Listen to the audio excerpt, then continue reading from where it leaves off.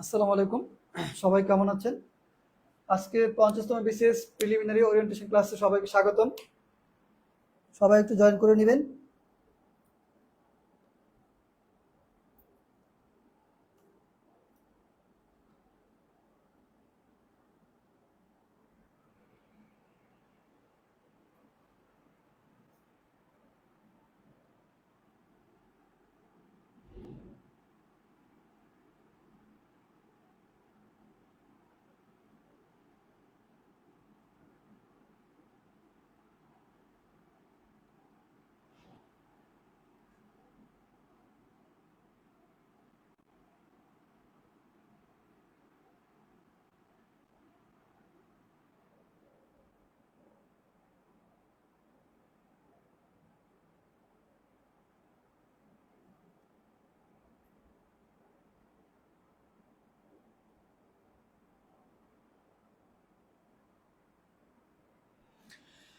তো ঠিক আছে, মূল আলোচনায় চলে আসি। প্রথমে বলি যে এই কোর্স সম্পর্কে আপনারা প্রথমে কিভাবে পড়বেন, মানে পড়ার কার্যকর উপায়টা কি, কিভাবে পড়লে বেশি কাজে লাগবে। প্রথম কথা হচ্ছে যা পড়বেন বুঝে পড়বেন, মানে যা পড়বেন বুঝে পড়বেন, আন্দাজে কোনো কিছু পড়বেন না, মানে না বুঝে কোনো কিছু মুখস্থ করবেন না। সম্ভব হলে খাতায় সংক্ষিপ্ত নোট করবেন, মানে যা পড়বেন সংক্ষিপ্ত আকারে। যেমন একটা বিষয় পড়লেন, যেমন সন্ধি বা সমাজ বা বাংলাদেশ সংবিধান, যাই পড়েন সংক্ষিপ্ত আকারে গুরুত্বপূর্ণ তথ্য, যেহেতু এখন কঠিন কিছু আসে সেক্ষেত্রে কঠিন কিছু পারলে খাতায় সংক্ষিপ্ত নোট করে রাখবেন। আর আমার যে রুটিন দেওয়া আছে সেই রুটিন অনুযায়ী বাড়ির কাজ করতে হবে। পড়ার সময় সাথে কোনো ডিভাইস রাখবেন না, আড্ডা দিবেন না এবং ফেসবুক চালাবেন না। এগুলো হচ্ছে মেইন ইয়া। যখন পড়বেন আপনার দেখতে হবে কোয়ালিটি আর কোয়ান্টিটি। আপনি দেখলেন 10 ঘন্টা পড়লেন কিন্তু আসলে 10 ঘন্টা কিছুই পড়া হয় নাই, আপনার পড়া হচ্ছে 2 ঘন্টা। কারণ কি, আপনি সাথে মোবাইল রাখছেন, আড্ডা দিচ্ছেন, ফেসবুক চালাইছেন, মনে করছেন 10 ঘন্টা পড়ছেন, আসলে 10 ঘন্টা পড়েননি। এটা খেয়াল রাখতে হবে। টপিক অনুযায়ী পরীক্ষা দিবেন, যা ভুল করবেন আলাদা খাতায় লিখবেন। এই টপিক অনুযায়ী বলতে যে যে টপিক, যেমন লেকচার 1 কি আছে, লেকচার 2 তে কি আছে, লেকচার 5 কি আছে, এই অনুযায়ী টপিক ধরে ধরে পরীক্ষা দিবেন। যেহেতু আমি পরীক্ষা ক্লাস টেস্ট নিব সেক্ষেত্রে দেখবেন, আর যা ভুল করবেন আলাদাটা খাতা রাখবেন, সেই খাতায় লিখবেন। আর জব সলিউশন খাতা কিন্তু আলাদা, এটা আলাদা খাতা রাখবেন। আর যেগুলো ভুল করবেন পরীক্ষায় সেগুলো আলাদা ছোট খাতা রাখবেন। আন্দাজে উত্তর করবেন না, মানে অনেক সময় হয় কি যে মনে হয় যেটা হবে, যে আমি ধরলাম যে এটা হয়তো ক নাম্বার হবে বা গ নাম্বার হবে, মনে করতে পারেন। এটা অনেক সময় কি হয়, ভুল হয়। আপনি এটা চেক করবেন। যেমন আপনি 20টা প্রশ্ন উত্তর করলেন, 20টা মধ্যে দেখলেন আপনার 10টা হয় কিনা, 15টা হয় কিনা, মানে 50-50 যেগুলা। যদি মনে হয় যে না আমার 10টা হয়েছে, 20টার মধ্যে 10টা হয়, তখন দেখবেন 10টার জন্য 10, আর বাকি 10টা ভুলের জন্য 0.5, মানে 0.5 নেগেটিভ করলে আরো 5 কাটা যাবে, তার মানে আপনার 5 নাম্বার থাকবে। মানে বিষয়টা এরকম। আবার এমন করা যাবে না যে আপনি সবগুলো এবার আন্দাজে দাগাইলেন, দেখা গেলো 20টার মধ্যে 20টাই ভুল, তখন তো আরো 10 নাম্বার আপনার মূল নাম্বার থেকে কাটা যাবে। তারপর যে জব সলিউশন, মানে আলাদাটা খাতা রাখবেন, সেই খাতায় জব সলিউশন লিখবেন। জব সলিউশন বলতে কি কি, বিসিএস, নন ক্যাডার, আর হচ্ছে আদার্স। আদার্স যে জবগুলো হয়, যেহেতু বিসিএস সেক্ষেত্রে নবম থেকে 11তম গ্রেডের যে পরীক্ষাগুলো হবে সেগুলো মোটামুটি একটা খাতায় লিখবেন। প্লাস হচ্ছে বই আন্ডারলাইন করে পড়বে। আন্ডারলাইন মানে আপনি ধরেন একটা বই পড়তেছেন, এখানে অনেক তথ্য আছে, এই তথ্যগুলোর মধ্যে যেগুলো আপনার মনে হয় পারেন সেগুলো আপনার মার্ক করার দরকার নেই। যেগুলো কঠিন লাগে বা মনে হয় গুরুত্বপূর্ণ সেগুলো আপনি একটা আন্ডারলাইন করলেন কালারিং কলম দিয়ে বা গোল দাগ দিতে পারেন। এবার করে নিজের মতো একটা মার্ক করে রাখবেন, যেন আপনার বারবার একই জিনিস বারবার না পড়া লাগে। এবং যেটা আপনি পারেন, নজরুলের 3টা উপন্যাস আপনার সবাই জানেন, ওই নজরুল 3টা উপন্যাস তো বারবার পড়া দরকার নেই, এটা টাইম ওয়েস্ট, এরকমের ব্যাপারটা। প্লাস হচ্ছে সবচেয়ে গুরুত্বপূর্ণ কথা হচ্ছে প্রিলি ফেল করার মেইন কারণ কোনটা, প্রধান কারণ হচ্ছে পড়া রিভিশন না করা। আপনি পড়লেন, অনেক কিছু পড়লেন কিন্তু আপনি কি করলেন না, পড়া রিভিশন করলেন না। পড়াটা রিভিশন করবেন কখন, শুক্রবার। ফ্রাইডেতে শুধু পড়া রিভিশন করবেন আর মডেল টেস্ট দিবেন। শুক্রবারে শুধু কি করবেন, পড়া রিভিশন দিবেন আর মডেল টেস্ট, মানে প্রিলি 6 দিন যা পড়বেন একদিন রিভিশন করবেন। একটা বই ভালো করে শেষ না করে অন্য বই পড়া, এটা হচ্ছে প্রিলি ফেলের মেইন কারণ। একটা বই পড়লেন কিন্তু রিভিশন না করে মনে করলেন যে আরেকটা বই পড়ি, মানে বইয়ের প্রায় সব বইয়ের তত্ত্বই কিন্তু প্রায় সেম থাকে, এজন্য একটা বই ভালো করে শেষ করে তারপর সাপোর্ট হিসেবে আপনি অন্য বই রাখতে পারেন। আগে থেকে শিওর না হয়ে উত্তর করার লোভ, মানে আপনি, মানে যখন পরীক্ষা দিতেছেন, আপনি ধরেন প্রিলি পরীক্ষা দিচ্ছেন, হ্যাঁ, যেমন বিভিন্ন মডেল দেন বা ধরেন বিভিন্ন চাকরি পরীক্ষা দিচ্ছেন, তখন আপনার কি হয়, অনেক পরীক্ষা হয় নেগেটিভ মার্কিং থাকে না, বা আপনি মডেল দিচ্ছেন সেই মডেল অনেক সময় নেগেটিভ মার্কিং থাকে না, অথবা থাকলেও কি করে আপনি দাগায় দাগা অভ্যাস, যে 170-80 দাগাবেন, মানে মনে করতেছেন যে এটা তো পরীক্ষা, এটা তো মডেল টেস্ট, এটা তো ফাইনাল পরীক্ষা না, কিন্তু না, এটাকে আপনার কি হয়ে যায়, একটা বাজে অভ্যাস তৈরি হয়ে যায়, একটা বদ অভ্যাস তৈরি হয়ে যায়। তারপরে কি হয়ে যায়, ফাইনাল পরীক্ষা আপনি এই লুপটা সামলাতে পারেন না, ফলে আপনার নেগেটিভ মার্কিং বেশি চলে আসে, এজন্য প্রিলি ফেল হয়। মানে সবচেয়ে মেন কারণ হচ্ছে রিভিশন না করা, আন্দাজে মানে উত্তর করার অভ্যাসটা আবার নেগেটিভ মার্কিং বেশি হয়, এগুলো হচ্ছে প্রিলি ফেলের মেইন কারণ। এই দুইটা জিনিস অবশ্যই আপনাকে কভার করতে হবে। মানে এখন থেকে নিয়োগ করবেন আমি যেগুলো শিওর পারি শুধু সেগুলোই উত্তর করব। তারপর হচ্ছে পরীক্ষা, পরীক্ষা কিভাবে নিব, যেমন আজকে লেকচার 1 ক্লাস করলাম, তারপরের দিন লেকচার 1-এর উপর পরীক্ষা। মানে পরীক্ষার প্রশ্নটা আমি আজকে রাতে সাপোজ ধরেন 9:30 থেকে ক্লাস শুরু করলে 11:30 বা 11টার মধ্যে শেষ হলো, তারপরে আমি প্রশ্নটা দিয়ে দিব। আপনারা সারাদিন, আপনারা আগামীকাল বা আজকে রাতে যতটুকু পারেন আগামীকাল সারাদিন পড়বেন, পড়ার পরে সন্ধ্যার পর পরীক্ষা দিবেন রাত 8টার মধ্যে পরীক্ষাটা আপনি দিয়ে শেষ করবেন। রাত 8টার পরে আমি মেরিট লিস্ট প্রকাশ করবো, কে কত নাম্বার পেলেন বা আপনার নেগেটিভ কত হয়েছে, কতগুলো কারেক্ট হয়েছে, সবগুলো আপনি ওখানে দেখতে পারবেন। তারপর হচ্ছে অবশ্যই রাত 8টার মধ্যে পরীক্ষা দিতে হবে, তারপরে কিন্তু আমি মেরিট লিস্ট দিয়ে দিব। আর পরীক্ষা দেওয়ার নিয়মটা হচ্ছে লিঙ্কে ক্লিক করবেন, আমি যে একটা লিঙ্ক দিব সেই লিঙ্কে ক্লিক করবেন, ক্লিক করে নিচের দিকে নামবেন, নামার পরে দেখবেন নেক্সট পেজ একটা লেখা আছে, next page and log in, ওটা ক্লিক করবেন না, ক্লিক করবেন নেক্সট পেজ। তারপরে name, roll number, mobile number, roll number আমি একটা রোল নাম্বার আপনাদের দিয়ে দিব রাতে, ওই রোল নাম্বারটা আপনারা ফিল আপ করবেন। নেম দিতে পারেন, না দিলে শুধু রোল নাম্বার দিলে হবে। আর নেম দিলে ফেসবুক আইডি যে নাম সেই নাম দিবেন, আর রোল নাম্বার দিবেন আর মোবাইল নাম্বার দিবেন। এই রোল নাম্বার মোবাইল নাম্বার, মানে মোবাইল নাম্বারটা আপনার রেজাল্টে শো হবে না, সমস্যা নেই, অথবা মোবাইল নাম্বার লাস্টের 3-4 ডিজিট দিলেন, মানে আপনার মানে আইডেন্টিফাই সুবিধার্থে। তারপর হচ্ছে start exam, submit, view score. ওই ভিউ স্কোর দেওয়ার পরে আপনি কতগুলো কারেক্ট হয়েছে, কতগুলো নেগেটিভ হয়েছে, কোনগুলো ভুল করছেন, এগুলো দেখতে পারবেন। এবং রাত 8টার পরে আমি যে মেরিট লিস্ট দিব সেখানে উত্তরপত্র দিয়ে দিব, সেখান থেকে দেখে যেগুলো ভুল করবে সেগুলো আলাদা খাতায় লিখবেন।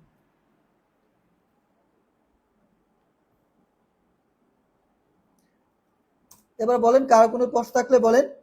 আর আমি মেনলি বলবো যে আমি কিন্তু আলাদা করে আপনাদের সবার নাম্বার কালেক্ট করছি, আমি পার্সোনালি আপনাদেরকে খোঁজ খবর রাখবো যে কতটুকু করতেছেন। প্রিলি ফেলের মেইন কারণটা কি, আপনি এবার 47 যারা দিচ্ছেন বা 46 যারা দিচ্ছেন, 46 কিন্তু সহজ ছিল, 47 কঠিন ছিল, 49ও কিন্তু কঠিন ছিল। আপনারা এই দুইটা বছর যারা পরীক্ষা দিচ্ছেন 47, 49 আপনার টপিক গুলা বের করেন, আপনার বাংলা ব্যাকরণ, ইংলিশ সাহিত্য, ইংলিশ গ্রামার, কোন কোন টপিক আপনার দুর্বলতা আছে সেই টপিক গুলা বের করেন, টপিক গুলো আপনি বের করেন, সেই টপিক গুলো একটা খাতায় লেখেন টপিক গুলা, যে টপিক গুলো প্রশ্ন আপনি ভুল করছেন। প্লাস হচ্ছে লেখার পরে আপনার স্ট্রং জোন কোনটা, না আপনি কোন সাবজেক্ট গুলো ভালো করেন আর কোনটা উইক জোন, এই দুইটা জিনিস আইডেন্টিফাই করেন। সাপোজ আপনি বাংলা ব্যাকরণে ভালো হইতে পারেন, সায়েন্স স্টুডেন্ট হলে ম্যাথ বিজ্ঞানে ভালো করতে পারেন, সেই স্ট্রং জোন গুলো আপনি দেখবেন যে কোনো পরীক্ষা। যেমন আমি টপিক বেজ যে পরীক্ষা নিব, যেমন সন্ধি বা আইসিটি বিষয় বা বিজ্ঞান একটা চ্যাপ্টার বা গণিত একটা চ্যাপ্টার, আপনি দেখলেন যে আপনি ম্যাথে আপনার স্ট্রং জোন। এখন এই ম্যাথে যদি আপনার মনে হয় যে আপনি সবগুলোই পারতেছেন, 20টা প্রশ্ন 20টাই পারতেছেন, তারপরে আপনার স্ট্রং জোন ঠিক আছে। এবার আমি আগেই বলে রাখি, এই পরীক্ষার প্রশ্ন করবো আমি 47, 49-এর মতো, যেহেতু এখন কঠিন হবে, ধরে নেওয়া যাবে পরবর্তী পরীক্ষাগুলো কঠিনই হবে, এই জন্য 47, 49 কোশ্চেন প্যাটার্ন মেনটেন করে প্রশ্ন তৈরি করা হবে। আর এখন যেহেতু প্রিভিয়াস কোশ্চেন কম আসে, হয়তো খুব কম আসবে পরবর্তী বিশেষ গুলোতে, যেহেতু এখন প্রিলি পাস করলে আপনার সম্ভাবনা বেড়ে যাবে চাকরি পাওয়ার। তো রিটেনে যারা মোটামুটি মানে টেকনিক ফলো করে লিখতে পারে তারা রিটেন ফেল করে না, অন্তত রিটেন ফেল করবেন না। আর ভালো নাম্বার পাইতে হলে অবশ্যই লেখার প্যাটার্ন ডিপেন্ড করে, উপস্থাপন কৌশল ডিপেন্ড করে, কিভাবে উত্তর করতে হবে সেগুলো ডিপেন্ড করে, এগুলো লিখিত ক্লাসে আমি বলে দিব। তো যাই হোক, এই 47, 49 কোশ্চেন প্যাটার্ন মেনটেন করে আমি প্রশ্ন তৈরি করবো। সো দয়া করে আন্দাজ উত্তর করা থেকে বিরত থাকবেন। যদি মনে হয় আপনার কম পড়ে নেই, আপনি স্কিপ করবেন, খাতায় লিখে রাখবেন এবং শিখে রাখবেন। এবার বলেন যারা যে যে সমস্যা ফেস করতেন 47, 49 পরীক্ষা দিয়ে, বা আপনার যে দুর্বলতাগুলো আছে বা কি কি সমস্যা সেগুলো কমেন্ট করেন।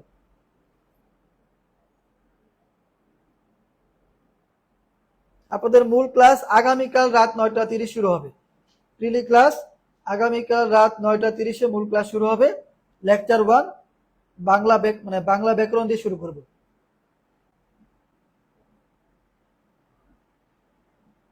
এখানে কোনো কিছু না বুঝলে বলেন,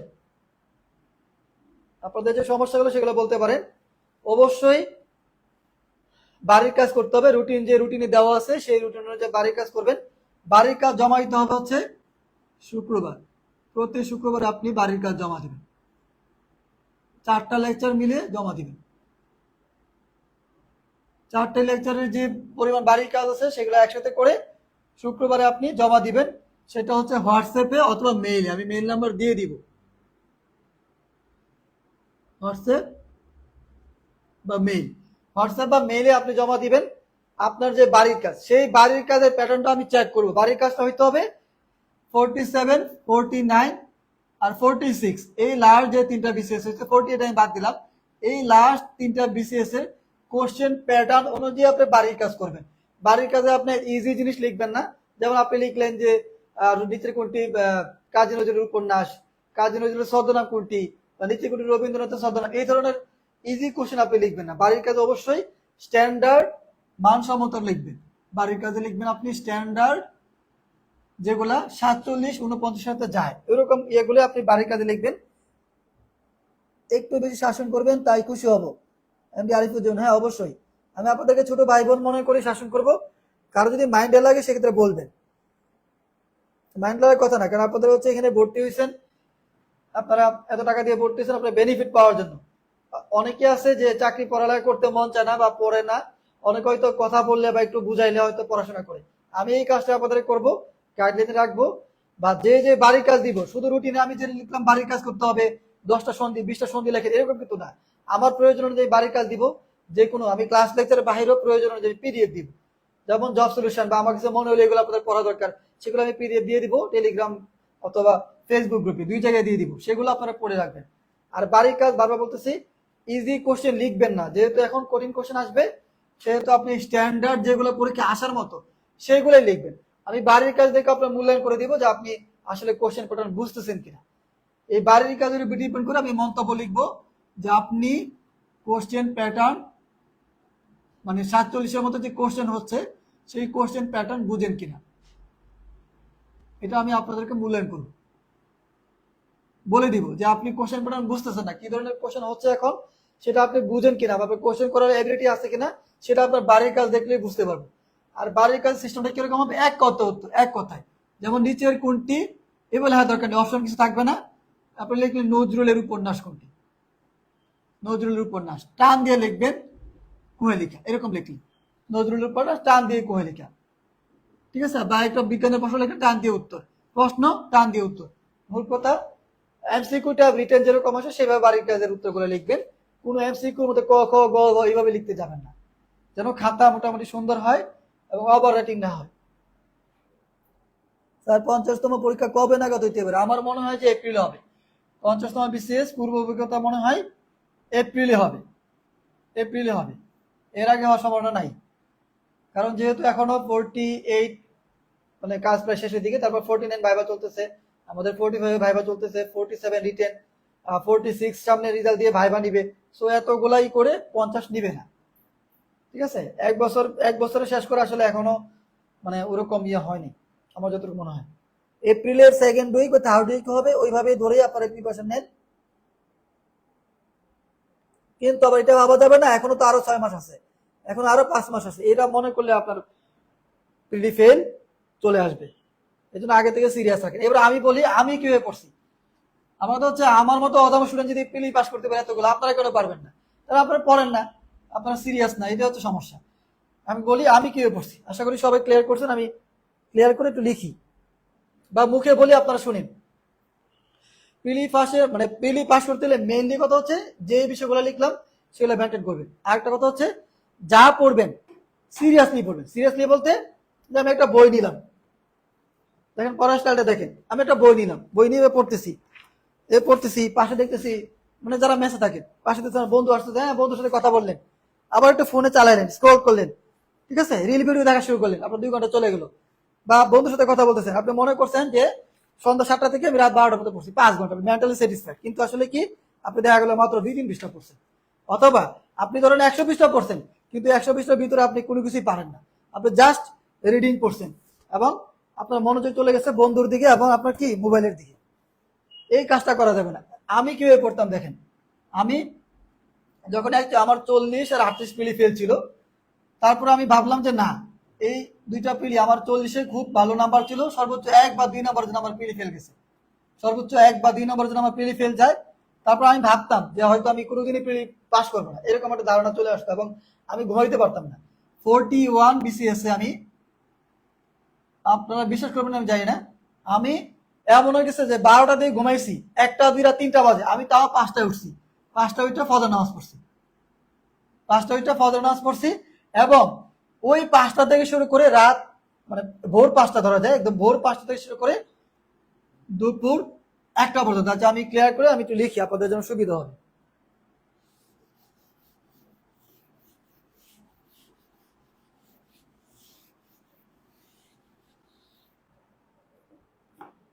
খেয়াল করেন, আমি হচ্ছে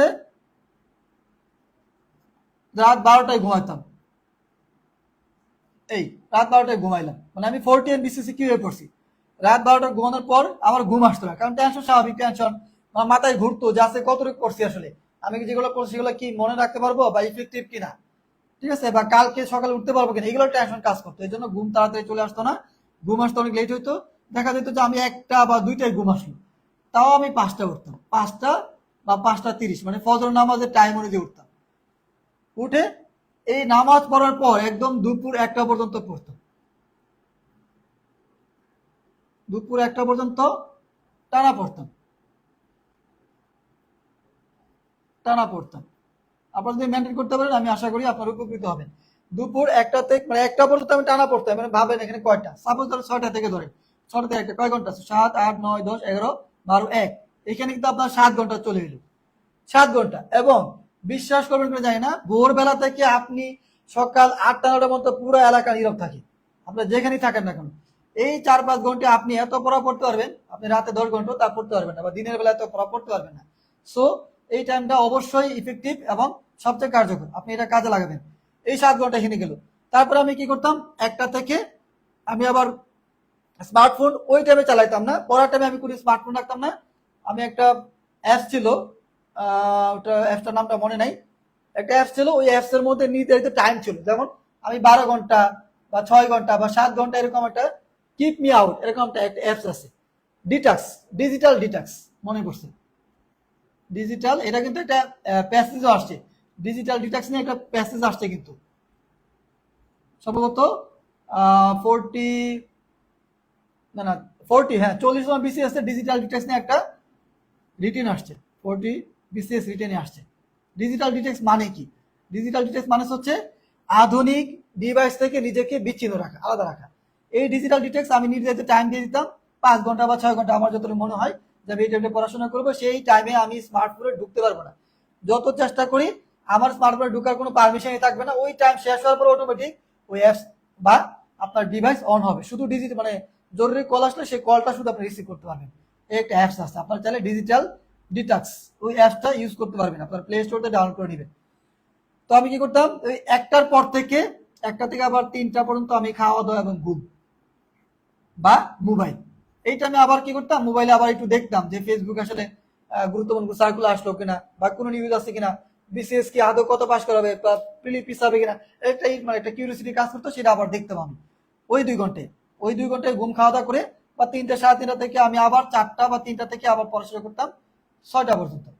এরপরে একটু গ্যাপ দিতাম, যেহেতু মানে কি বলে জুলাই আগস্ট বা মে জুন জুলাই থেকে সন্ধ্যা হইতে একটু সময় নেই, তো 6টা থেকে 7টার মধ্যে 1 ঘন্টা গ্যাপ থাকতো, আবার আমি 7টা থেকে শুরু করতাম রাত 12টার মধ্যে। এর মধ্যে আমি, মানে এই রাতে আবার এর মধ্যে আবার খাওয়া দাওয়া করতাম, এই টাইমে আমি মোটামুটি 14 ঘন্টা আমি পড়তাম, 14 আওয়ার্স, 14 আওয়ার্স আমি পড়াশোনা করছি, এবং সবচেয়ে ইফেক্টিভ পড়াশোনা করছি। এবং এত পড়াশোনা করছি আমার মনে হয়েছে যে আমি একদিনে যা পড়ছি এর আগের বিষয়গুলোতে আমি একদিনে 4 দিনে পড়া পড়ছি এরকম। এবার আপনারা বলেন আপনারা এতটুকু পড়তে পারবেন কিনা, বলেন, যারা আছেন লাইভে আছেন কমেন্ট করে, আপনারা কি এতটুকু পড়তে পারবেন যেভাবে বললাম? আর আপনার যদি মনে হয় যে না আপনি রাত জাগা পাখি, আপনি রাতে ঘুমাইতে পারেন না, সেক্ষেত্রে আপনি পড়বেন একদম সন্ধ্যা 7টা থেকে। যারা শুধু রাতে পড়তে চান, মনে হয় যে রাতেই পড়বেন, সন্ধ্যা 7টা থেকে ভোর 5টা পর্যন্ত পড়বেন, ভোর 5টা ফজর নামাজ পড়ে পড়বেন। 7টার পরে 7 8 9, 8 9 10 11 12 1 2 3 4 5, এখানে ধরেন প্রায় 10 ঘন্টা হয়ে যাবে, 10 ঘন্টা। যদি আপনি রাত জেগে পড়তে চান, যদিও খুবই ক্ষতিকর শরীরের জন্য, 10 ঘন্টা। এই 10 ঘন্টা পড়ার পর আপনি 5টা থেকে আবার 12 মানে একদম 12টা পর্যন্ত ঘুমান, সমস্যা নেই।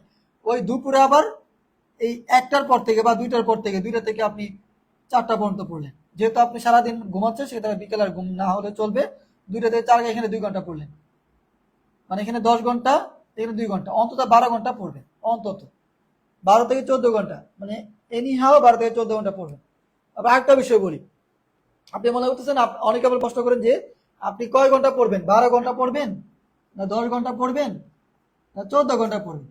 এটা কিন্তু অনেকে প্রশ্ন করেন। এটা ডিপেন্ড করবে আপনি কতটা ক্যাচ করতে পারেন। যেমন আমি 1 ঘন্টায় যা পড়বো, অনেকে দেখা যাবে 10 মিনিটে তা পড়তেছে, অনেকে দেখা যাবে 3 ঘন্টা লাগতেছে। তার মানে আপনি কতটা ক্যাপাসিটি আছে, আপনার কতটা ধারণ ক্ষমতা আছে, আপনার কতটা মনে রাখতে পারেন।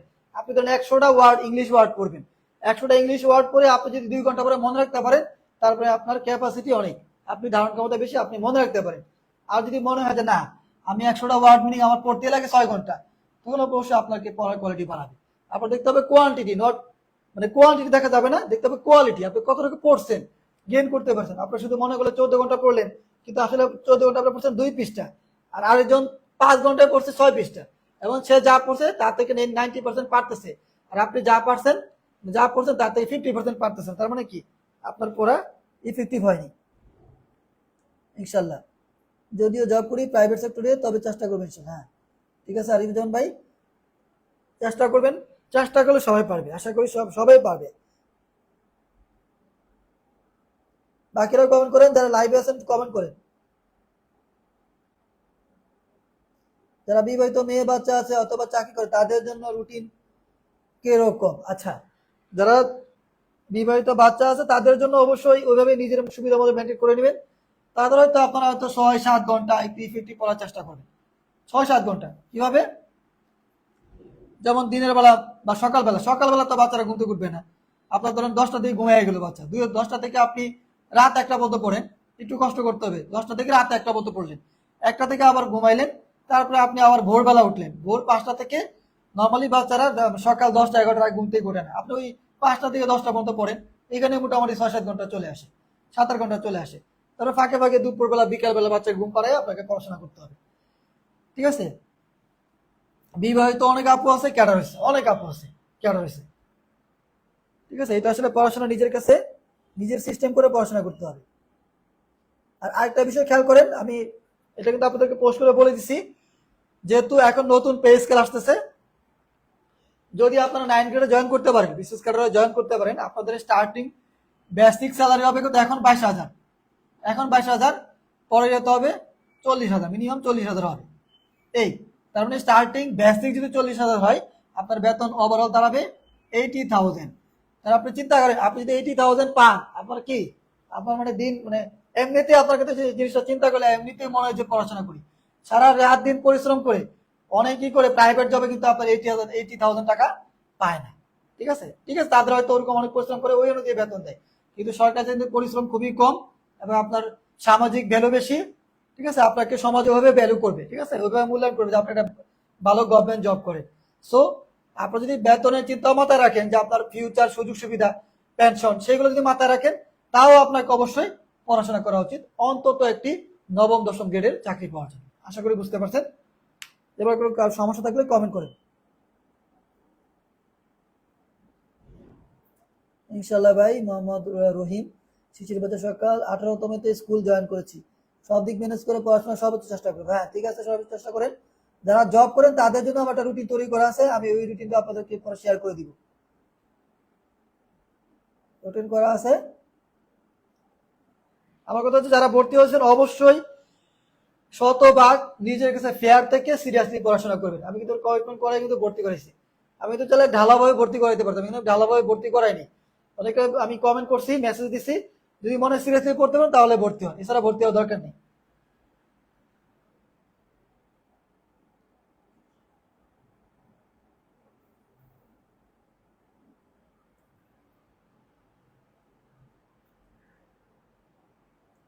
ওরিয়েন্টেশন ক্লাসে সবগুলো রুটিন মেনটেন করবেন, কিভাবে কি দিচ্ছি সেগুলো একটু দেখবেন। আর খাতার বিষয়টা বলে রাখি, খাতা কয়টা বানাবেন? বাড়ির কাজের জন্য খাতা বানাবেন অন্তত 6টা। এখন কিন্তু হিসাব করলে হবে না, আপনার কষ্ট করে অন্য জায়গায় মানে খরচ ম্যানেজ করে পড়াশোনার পিছনে খরচ করবেন। আমি প্রায় 50,000 টাকার বই কিনছি, 50,000 টাকার মতো আমি বই কিনছি। এবার চিন্তা করেন কিভাবে কিনছি, বিসিএস আর ব্যাংক। ব্যাংকের বইগুলো অবশ্য আমি নন ক্যাডার চাকরি যখন নিয়ে হয়েছে তখন আমি ব্যাংকের সব বই মানুষকে দিয়ে দিছি, পরিচিত যারা আছে দিয়ে দিছি। ওই ব্যাংকের বইগুলো আমি কিনছি, আমি শুধু বিসিএস এর প্রিপারেশন নিছি, ব্যাংকের আলাদা প্রিপারেশন নেই নেই।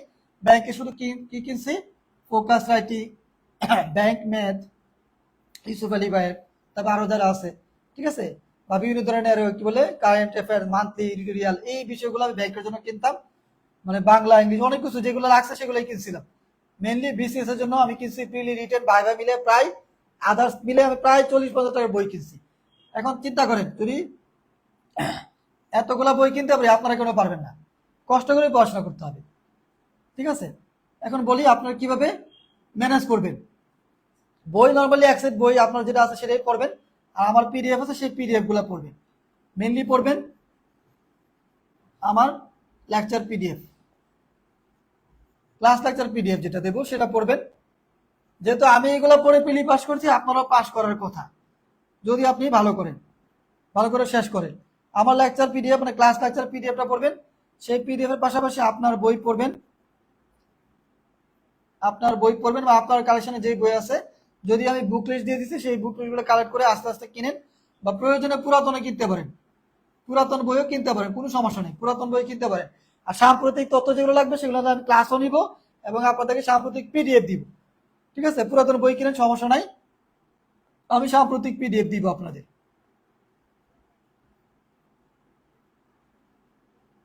আমি পরে সাম্প্রতিক পিডিএফ দিব। এবার আমি বলি 47 কিন্তু অনেক করে রয়েছে, তারপরে কিন্তু আমি যে সংক্ষিপ্ত সাম্প্রতিক সাজেশন দিচ্ছি সেখান থেকে অনেকগুলো কমন পড়ছে, ঠিক আছে। আমি কিন্তু হাজারে অপর্যন্ত তত দিই নেই, সেখান থেকে কিন্তু অনেকগুলো কমন পড়ছে সাম্প্রতিক। তো যাই হোক, বিশেষ করে পুরাতন বই 45, 44, 46 এর বেশি, একদম বেশি পুরাতন দরকার নেই, যেন প্রিভিয়াস কোশ্চেন মোটামুটি থাকে। আর রিটেনের বইটা 45, 46 বিসিএস কিনলে হবে যারা রিটেনে এখানে আসেন। আচ্ছা, তারপর হচ্ছে আপনারা বই পড়বেন আর আমার লেকচার পিডিএফ গুলো পড়বেন, আর খাতা রাখবেন 6টা, খাতা 6টা। কি কি দেখেন, আমি কিন্তু অনেকগুলো খাতা মেনটেন করছি, আপনারা বিশেষ করেন আমি 2 দিন কাগজ একবারে কিনছি, এখনো এতগুলো খাতা আছে আমার কাছে, এখনো এতগুলো খাতা আছে। 2 দিন কাগজ আমি এক বছর কিনছিলাম, ঠিক আছে, তখন 300 টাকা করে না কত টাকা ঋণ ছিল।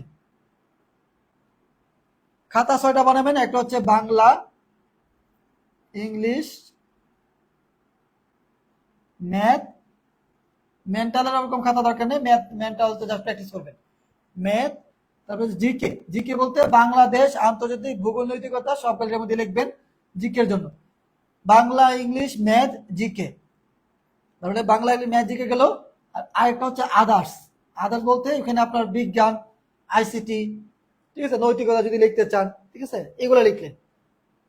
তারপর হচ্ছে জব সলিউশন, একটা কথা রাখবেন, শুধু জব সলিউশন, শুধু job solution, BCS, bank, non cadre এবং অন্যান্য যে পরীক্ষাগুলো হচ্ছে রিসেন্ট, সব দুদু গ্যারান্টি পরীক্ষা হলো, প্রাইমারি হেডমাস্টার পরীক্ষা হলো, এই প্রশ্নগুলো আপনারা এখানে লিখবেন। জব সলিউশন শুধু যেগুলো গুরুত্বপূর্ণ মনে হয় যে লাগবে সেগুলো জব সলিউশন লিখবেন, সব লিখতে যাবেন না। Job solution. আরেকটা হচ্ছে ভুল উত্তর লেখার জন্য, এই তারপরে 1, 2, 3, 4, 5, 6, 7টা খাতা হয়ে যায়। আপনার আদার্স না রাখলে সমস্যা নেই, জিকের ভিতরে চাইলে এগুলো অ্যাড করতে পারেন। তবে বাংলা, ইংলিশ, ম্যাথ অবশ্যই 3টা খাতা আলাদা রাখবেন, আর জিকে এই 4টা তো মাস রাখবেন, আর একটা জব সলিউশন।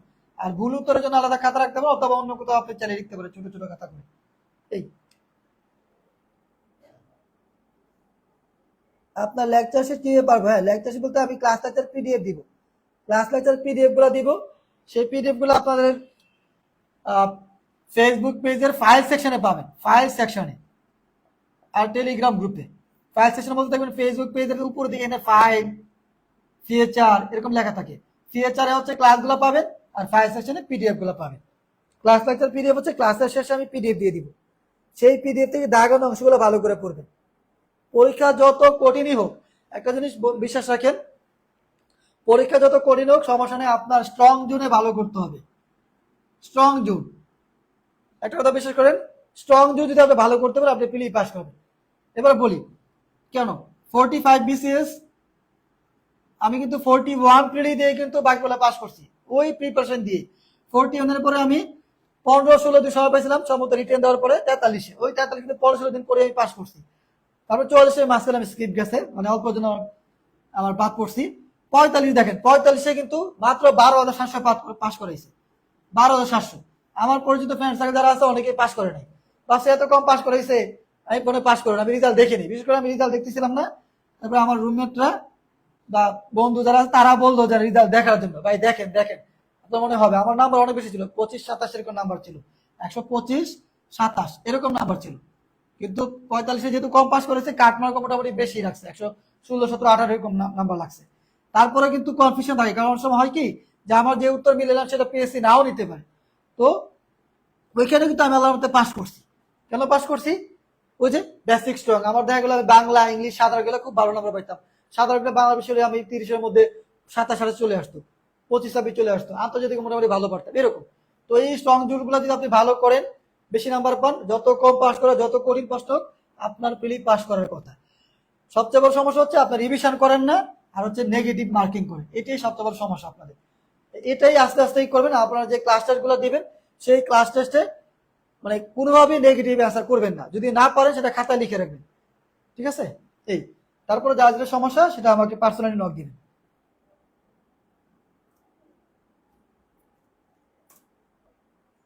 যার যেটা সমস্যা আমাকে বারবার বলছি, বড় ভাই মনে করে আপনার পার্সোনালি আমাকে হোয়াটসঅ্যাপে নক দিবেন। আমি তো হোয়াটসঅ্যাপ নাম্বার আপনাকে দিয়ে দিছি, সেই হোয়াটসঅ্যাপে নক দিবেন যে ভাই আমি এটা বুঝতেছি না, বা এটা কিভাবে পড়বো, বা আমার ভাই পড়ার এই প্যাটার্ন ঠিক আছে কিনা, বা আমি এইভাবে পড়লে হবে কিনা।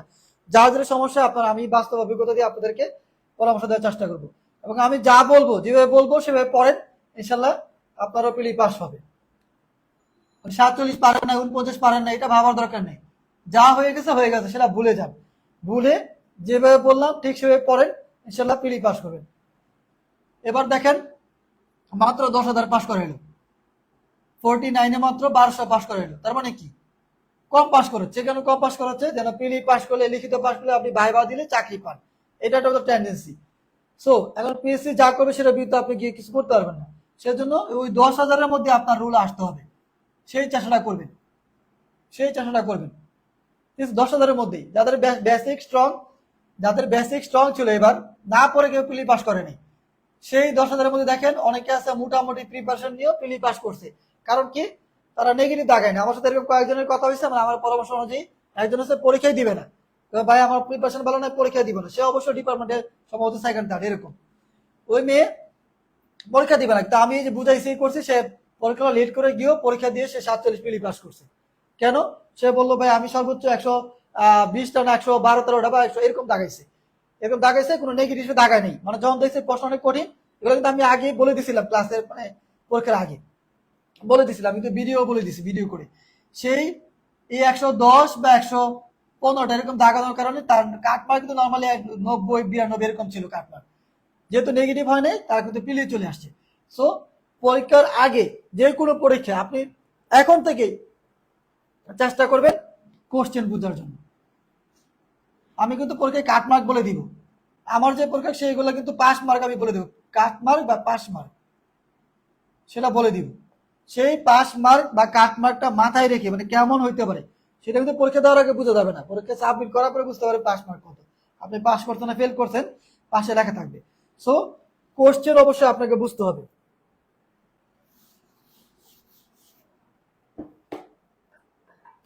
কোশ্চেনটা ভালো করে বুঝবেন, নো নেগেটিভ আগে থেকে, এখন থেকে। আমার পরীক্ষাতে মনে করবেন পিএসসি পরীক্ষা, নো নেগেটিভ, কোনো নেগেটিভ দাগানো যাবে না। কোশ্চেন প্যাটার্ন বুঝে উত্তর করবেন। কোশ্চেন যদি মনে হয় যে না এটা মোটামুটি আপনার কমন পড়ছে, কোশ্চেন সহজ কঠিন ডিপেন্ড করে আপনার কমনের উপর। আপনার কমন পড়লে আপনার জন্য সহজ, যার কাছে কঠিন মনে হবে তার মানে তার পড়া হয়নি বল। কোশ্চেন প্যাটার্ন বুঝতে হবে, কোশ্চেন প্যাটার্ন বুঝে উত্তর করবেন। আমার ক্লাস টেস্টগুলো হবে 20 নাম্বার করে। ওই 20 নাম্বারে আপনার যদি মনে হয় যে কোশ্চেন মোটামুটি স্ট্যান্ডার্ড হয়েছে, কঠিন হয়েছে, কঠিন হলে আপনি দাগাবেন, সর্বোচ্চ ধরেন 16টা দাগাইলেন, 15টা দাগাইলেন, কোনো সমস্যা নাই, তখন কাট মার্ক কমে যাবে। আমি কোশ্চেনের প্যাটার্ন অনুযায়ী আমি পাস মার্ক কত লিখে রাখবো, লিখে রাখবো, কম বেশি হইতে পারে। তার মানে সেই 15-16 দাগায় দেখবেন আপনার পাস করতেছেন। এখন আপনি যদি 20টা দাগাইলেন, নেগেটিভ হয়ে আপনার দেখা গেল আপনার 6টা নেগেটিভ হয়ে আপনার নাম্বার চলে আসলো 12-13তে। আর আরেকজন 14টা দেখালো, সে 14টা পেয়ে পাস করলো। এখন থেকে চেষ্টা করবেন সবগুলো ক্লাস টেস্টে পাস করার জন্য। যদি সবগুলো ক্লাস টেস্টে পাস করেন, আপনার উন্নতি আপনার এমনিই হবে। পিএসসির পরীক্ষা না, যে কোনো পরীক্ষা আপনি পাস করবেন। তো ঠিক আছে, আজকে এ পর্যন্তই। একটু পরে আবার রিটেনের লাইভে আসবো। সো কারো কোনো কমেন্ট থাকলে দ্রুত কমেন্ট করেন।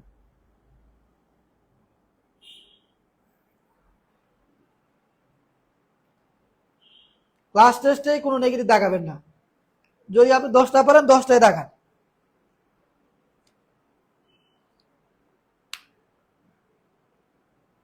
এবং মডেল টেস্টে ভালো করে চেষ্টা করবেন। আমি কিন্তু সর্বোচ্চ একটা মডেল লাইভ এমসিকিউ একটা মডেল সর্বোচ্চ 153 পেয়ে ফিফথ হয়েছিলাম 41-এর আগে। এবং বাংলা সেকেন্ডে সেকেন্ড হয়েছিলাম, মানে ফার্স্ট হয়েছিল সম্ভবত 81, আমার ছিল 79 এরকম বাংলা সেকেন্ড। তারপরে ইংলিশ লিটারেচার আমি অল টাইম টপ 10 থাকতাম, ইংলিশ লিটারেচার টপ 10, মানে এগুলো আমার strong zone. GK all time মোটামুটি 80% নাম্বার পাইতাম, 70-80% নাম্বার পাইতাম। এগুলো হচ্ছে আমার স্ট্রং জোন। ইংলিশ লিটারেচার আমার সবগুলো মোটামুটি 38 আমার 11টা ছিল, 44 মোটামুটি 11টা প্রশ্ন ছিল, 11টা ছিল এরকম। মানে সবগুলোতেই আমার মোটামুটি ইংলিশ লিটারেচার আমার কমনও পড়তো এবং পারতাম। ওই ইংলিশ লিটারেচার আমার যে কেবল লেকচার শিটে দিব সেটা থেকে আপনারা কমন পাবেন ইনশাল্লাহ।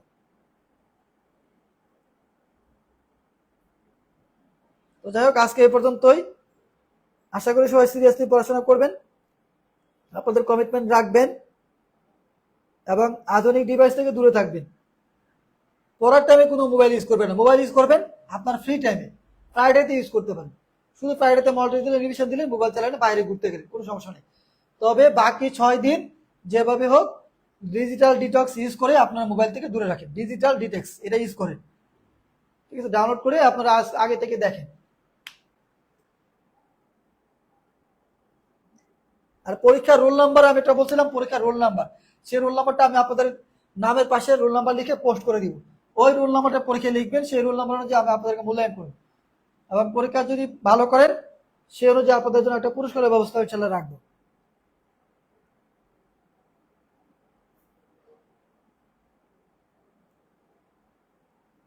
তো ঠিক আছে, আজকে এই পর্যন্তই। সবাই বিশ্বাস রাখেন, ইনশাআল্লাহ পরিশ্রম করবেন, সফলতা পাবেন। আসসালামু আলাইকুম।